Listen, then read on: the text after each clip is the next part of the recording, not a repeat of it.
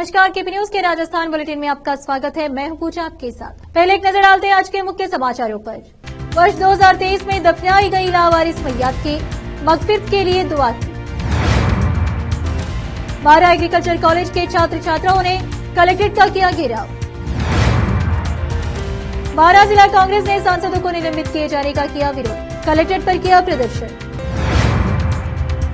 सांसदों के निलंबन के विरोध में कोटा कलेक्टर पर कांग्रेस का धरना। नाबालिग लड़की का तालाब में शव मिलने का मामला, अब माली समाज के लोग भी पहुंचे एसपी से मिलने। कोरोना के बढ़ते संक्रमण को देखते हुए चिकित्सा विभाग अलर्ट, शहर में 5 स्थानों पर सैंपलिंग का कार्य शुरू।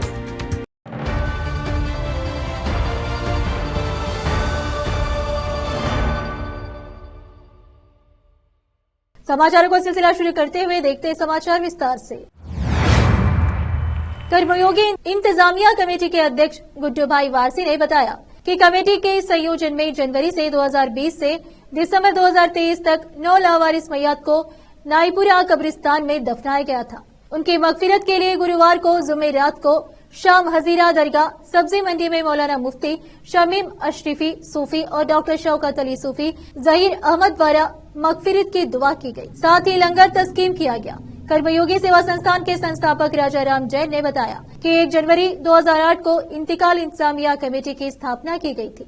अब तक 15 वर्षों में 2047 लावारिस मैयत का कफन दफन का इंतजाम किया गया है। कमेटी द्वारा 173 गरीब मुस्लिम लोगों के इंतकाल के बाद कफन दफन एवं सेम की फातिया का इंतजाम निःशुल्क करवाया गया है। कमेटी के द्वारा मैयत को कब्रिस्तान तक पहुंचाने के लिए निःशुल्क जनाजा वाहन उपलब्ध करवाया जाता है। हजीरा दरगाह पर आयोजित इस कार्यक्रम के अवसर पर कमेटी के संस्थापक राजाराम जैन, कर्मयोगी संयोजक अलका दुलारी जैन, कर्मयोगी अध्यक्ष गुड्डू भाई वारसी, मुन्ना भाई, सलीमुद्दीन, शकरू शाह, रशीद भाई, हेडपंप वाले, अनिल कुमार शर्मा, लक्ष्मी नारायण गर्ग, शहीद मोहम्मद शाहिद खान विशेष रूप से उपस्थित रहे। केपी न्यूज के लिए संवाददाता आसिफ खान की रिपोर्ट। राजस्थान के 12 में राज्य सरकार द्वारा एग्रीकल्चर कॉलेज खोलने के बाद से ही वैज्ञता की नियुक्ति नहीं की गई है, जिससे कॉलेज में पढ़ाई नहीं हो रही है, जिनका भविष्य बिना शिक्षक के अंधकार में आ गया है। वैज्ञता की मांग को लेकर विद्यार्थी कलेक्ट्रेट पर प्रदर्शन करते आ रहे हैं, लेकिन उनकी सुनवाई नहीं हो रही है। शुक्रवार को उनका गुस्सा फूट पड़ा। दर्जनों की तादाद में छात्र छात्रा कलेक्टर पर पहुंचे और कलेक्ट्रेट का घेराव करते हुए कलेक्टर गेट के सामने धरने पर बैठ गए और सरकार पर उनका भविष्य खराब करने का आरोप लगाते हुए जमकर नारेबाजी की। छात्र हरिओम मराठा छात्र प्रियांशी नामा ने बताया कि उनके कॉलेज को खुले 1 वर्ष हो गया है। राज्य सरकार ने राजस्थान में 29 नए कॉलेज खोले हैं, लेकिन यहाँ टीचर की व्यवस्था है, न ही बिल्डिंग की व्यवस्था। उनके कॉलेज में 13 के स्थान पर 2 संविदा शिक्षक ही हैं। एक भी वैज्ञता की नियुक्ति अभी तक नहीं की है। उनके एग्जाम भी सर पर है। ऐसे में उनका भविष्य अंधकार में आ गया है। उन्होंने चेतावनी दी है कि जब तक उनकी समस्या का समाधान नहीं होगा, उनका प्रदर्शन जारी रहेगा। 12 से संवाददाता ब्रजेश यादव की रिपोर्ट। हमारे कॉलेज को खुले हुए 1 साल हो चुका है। राजस्थान सरकार ने 29 नए कॉलेज खोले हैं, पर इसमें उन्होंने इसकी कोई व्यवस्था ना करी, ना टीचर की व्यवस्था है, ना कोई बिल्डिंग की व्यवस्था है। हम 1 साल से हमने दूसरा साल हमारा चल रहा है, हमें अभी तक कुछ पढ़ाई नहीं हुई, कोई टीचर नहीं है। अभी जो टीचर लगाए वो भी टेम्परेरी टीचर है। उनकी भी 2 ही क्लासेज है। हमारे एक सेमेस्टर में 9 सब्जेक्ट होती है, तो हम इतनी सारी पढ़ाई ऐसे कैसे करेंगे? हमारा पूरा भविष्य अंधकार में है। सरकार चाहे तो डेपुटेशन पे टीचर लगा सकती है। 10 दिन बाद हमारे एग्जाम है, पर यहाँ पे कोई व्यवस्था नहीं है। हम कैसे पढ़ेंगे? अभी हमारे जूनियर्स भी है, वो भी है, उनके भी एग्जाम आने वाले हैं। उनकी भी पढ़ाई बहुत जरूरी है। हमारा पूरा भविष्य अंधकार में है। दिल्ली सांसद के शीतकालीन सत्र में सांसदों को निलंबित किए जाने के विरोध में शुक्रवार को 12 जिला कांग्रेस कमेटी कार्यकर्ताओं ने जिला कलेक्ट्रेट पहुंचकर सरकार के खिलाफ जमकर नारेबाजी की और निलंबित सांसदों का निलंबन निरस्त करने की मांग की। 12 कांग्रेस के जिला अध्यक्ष रामचरण मीणा ने बताया कि सांसद के शीतकालीन सत्र में 142 सांसदों का निलंबित किया, उसके विरोध में यह प्रदर्शन किया गया। उन्होंने कहा कि सांसद को जिस तरह से तानाशाही से चलाया जा रहा है वह लोकतंत्र के लिए सही नहीं है।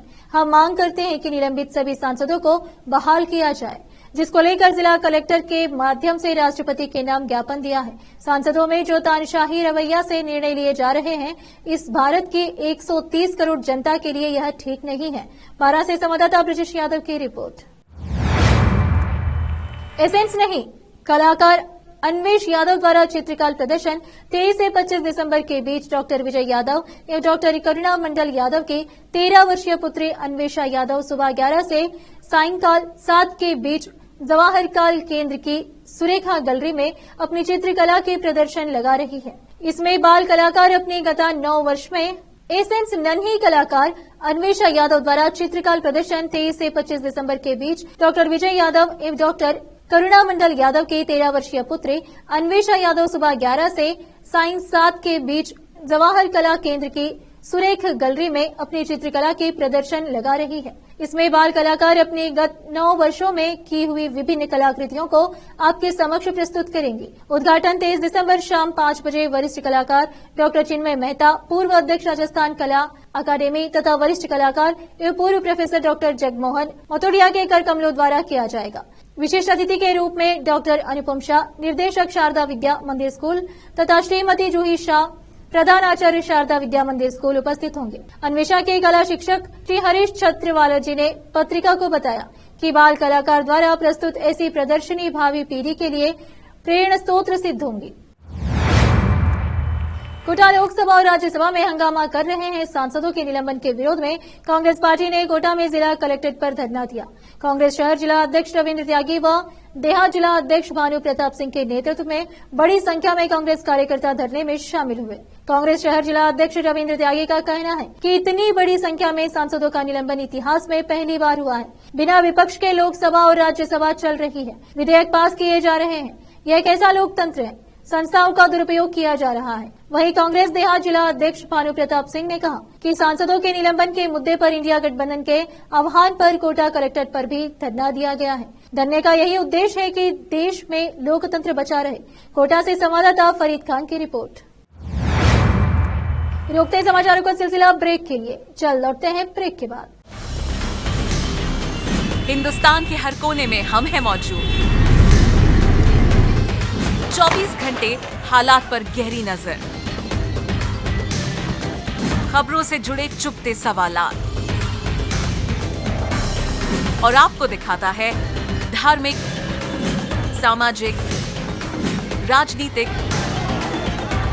लोकल और इंटरनेशनल न्यूज की सबसे बेहतर कवरेज जो आपको रखती है हर पल बाखबर। देश और दुनिया भर की खबर के लिए देखते रहें केपी न्यूज 24/7। ब्रेक के बाद आपका स्वागत है। आइए देखते हैं समाचार। कोटा में 4 दिसंबर को किशोर सागर तालाब में नाबालिग लड़की का शव मिलने के मामले में माली समाज के लोग भी एसपी ऑफिस पहुंचे और पुलिस अधीक्षक से मामले में न्यायोचित जांच की मांग की। दरअसल कल मीणा समाज के लोग एसपी ऑफिस पहुंचे थे और नाबालिग लड़की रिया मीणा का तालाब में शव मिलने के मामले में 1-2 लड़कों पर संदेह जताया था और उनके खिलाफ कड़ी कार्रवाई की मांग की थी। साथ ही स्पीकर ओम बिरला ने भी एसपी और आईजी से बात की, जिसके बाद इस मामले की जांच के लिए एसपी शरद चौधरी ने एसआईटी का गठन किया था। लेकिन अब मामले में जातिगत मोड़ आ गया है। अब माली समाज के लोग भी एसपी ऑफिस पहुंचे और पुलिस अधीक्षक से उचित जांच की मांग की है। युवक रुद्र सुमन के पिता राजू सुमन का कहना है कि नाबालिग बालिका दिया मीणा का शव तालाब में मिला था, लेकिन वह कोचिंग जाने से पहले 2 लड़कों के संपर्क में थी। वह दोनों लड़के मीणा समाज के ही हैं और बालिका के पूर्व परिचित हैं। उनके बेटे रुद्र सुमन को बिना वजह टारगेट किया जा रहा है। यदि जांच में उनका बेटा दोषी पाया जाता है, उसे फांसी दे दी जाए, लेकिन यदि निर्दोष है तो राजनीतिक दबाव में बिना वजह नहीं फंसाया जाए। कोटा से संवाददाता फरीद खान की रिपोर्ट। 4 तारीख को दिव्या मीना नाम की एक बालिका तो तालाब के अंदर कूदकर आत्महत्या कर चुकी थी। उसको लेके पिछले 17 दिन से पुलिस छानबीन कर रही है। उसमें 2 लड़के मीणा समाज के ही थे, उनके रिश्तेदार भी पुराने जानकार है नया गांव के। वो उस लड़की को लेके गए थे।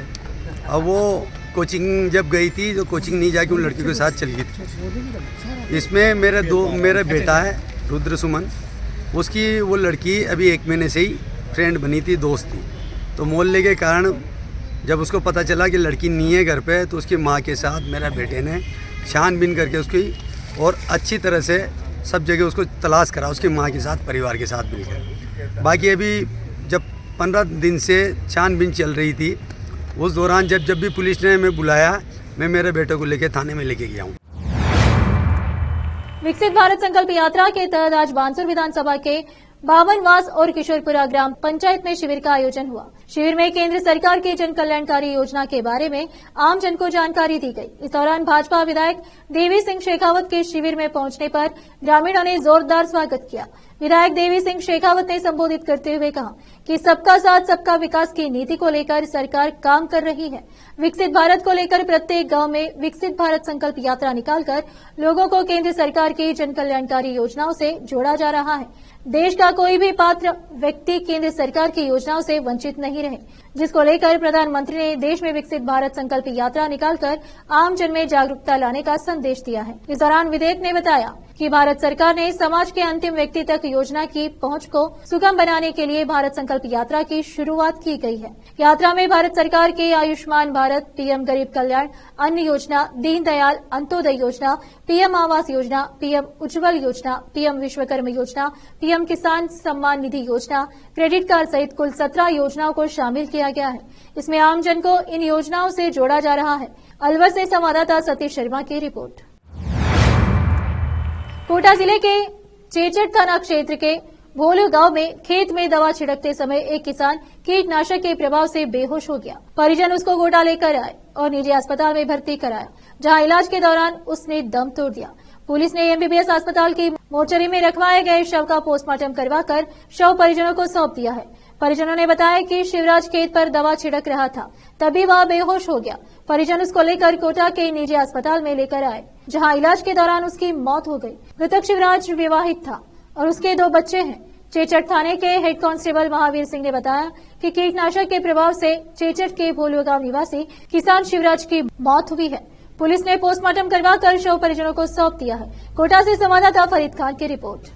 थाना चेचट के गांव भोलू में दिनांक 17 तारीख को शिवराज पुत्र भवानी शंकर उम्र 28 साल निवासी भोलू अपने खेत के चना के खेत में दवाई छिड़क रहा था, जिसके उसके दवाई के प्रभाव में आके कीटनाशक दवाई के में बेहोश हो गया था, जिसको परिवारजनों ने 17 तारीख को जयसवाल हॉस्पिटल में भर्ती कराया था, जिसकी आज रात्रि को दौरान इलाज मृत्यु हो गई थी, जिसको अभी present time mortuary MBS Kota में रखा गया, जिसका पीएम कराया जा रहा है। कोई कारण और भी कोई सामने आया क्या? नहीं, और कोई कारण सामने नहीं आया दवाई छिड़कने से। आपका नाम और पद बताएं सर। मेरा महावीर सिंह हेड कांस्टेबल 805 थाना चेचट जिला कोटा ग्राम। Thank you sir. कोटा जिले में सरकार बदलते ही बुलडोजर चलना शुरू हो गया है। कोटा के घटोत्कच सर्किल के पास बालाजी मार्केट में मांस की अवैध दुकानों पर यूआईटी के अतिक्रमण रोधी दस्ते ने कार्रवाई की है। यूआईटी पुलिस उपाध्यक्ष आशीष भार्गव के नेतृत्व में अतिक्रमण रोधी दस्ता बालाजी मार्केट पहुंचा और मांस विक्रेताओं के कच्चे पक्के अतिक्रमण को जेसीबी की सहायता से ध्वस्त किया। इस दौरान यूआईटी तहसीलदार हेमराज मीणा और रामनिवास मीणा व सहायक अभियंता नितिन नागर भी मौके पर मौजूद रहे। कोटा से संवाददाता फरीद खान की रिपोर्ट। कोटा देश व प्रदेश में कोरोना संक्रमण के केस सामने आने के बाद चिकित्सा विभाग अलर्ट हो गया है। शहर में 5 स्थानों पर सैंपलिंग का कार्य शुरू कर दिया गया है। साथ ही सभी संसाधनों की जांच कर ली गई है। मुख्य चिकित्सा एवं स्वास्थ्य अधिकारी डॉक्टर जगदीश सोनी ने बताया कि कोटा जिले में विभाग पूरी तरह से तैयार है। शहर में रेलवे स्टेशन, बस स्टैंड व कुछ डिस्पेंसरी में लोगों के सैंपल लगातार लिए जा रहे हैं। डॉक्टर सोनी ने बताया कि शहर के सभी ऑक्सीजन प्लांट्स सही प्रकार कार्य कर रहे हैं। उन्होंने बताया कि कोरोना को लेकर आज विभाग की महत्वपूर्ण बैठक भी है, उसमें सभी प्रमुख बिंदुओं पर चर्चा होगी। उन्होंने कहा कि कोटा 100 से अधिक सैंपल लिए जा रहे हैं। अभी जिले कोई SRIN 100 से अधिक सैंपल लिए जा रहे हैं। अभी जिले में कोई पॉजिटिव मामला सामने नहीं आया है। कोटा से संवाददाता फरीद खान की रिपोर्ट। फिर से एक नजर मुख्य समाचारों पर। वर्ष 2023 में दफनाई गई लावारिस मैयत की मगफिरत के लिए दुआ की।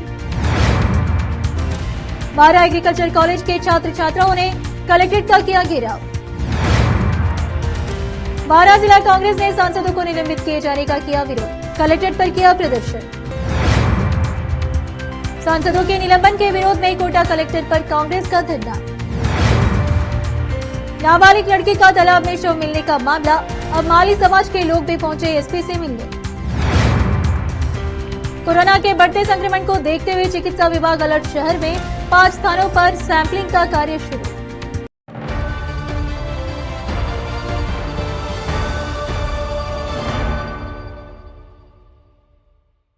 केपी न्यूज के राजस्थान के बुलेटिन में आज इतना ही। अन्य समाचारों के लिए जुड़े रहे हमारे चैनल से। धन्यवाद।